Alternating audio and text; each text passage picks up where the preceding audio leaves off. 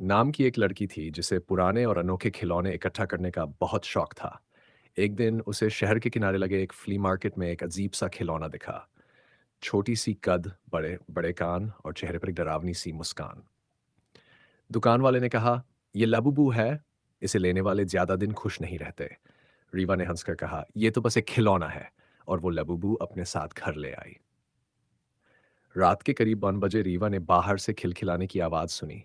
कुछ ऐसा जैसे कोई छोटा बच्चा हंस रहा हो। वो उठकर बाहर आई तो लबूबू को वहीं बैठा देखा, जहां उसने उसे छोड़ा भी नहीं था। शायद हवा की वजह से गिर गया होगा। वो खुद को समझाकर वापस सो गई।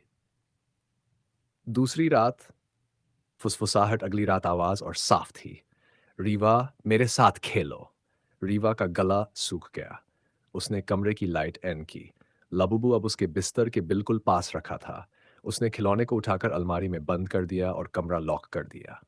पर सुबह जब उसने लाइट ऑन की तो लबू फिर से उसके तकिए के पास रखा था। रीवा को शक हुआ कि इस खिलौने में कोई राज है। वह फ्ली मार्केट फिर गई, लेकिन वो बूढ़ा दुकानदार गायब था। बस एक पुरानी डायरी पड़ी थी।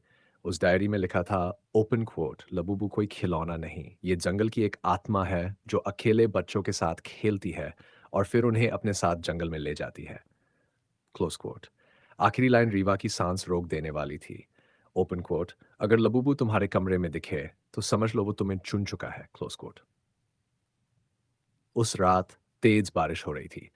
रीवा ने दरवाजे खिड़कियां बंद कर ली, लेकिन रात के 3 बजे ठक ठक ठक ठक कोई उसके कमरे का दरवाजा खटखटा रहा था। रीवा ने डरते डरते दरवाजा दरवाजा खोला और सामने लबूबू खड़ा था। उसका चेहरा अब हंस नहीं रहा था। उसकी आंखें बिल्कुल काली हो चुकी थीं। धीरे से बोला, रीवा, चलो, जंगल में बहुत मजा आएगा। रीवा चीखते हुए सीढ़ियों से नीचे भागी। बाहर आकर वह सीधे सड़क की तरफ भागी और किसी तरह पड़ोसियों को बुला लिया।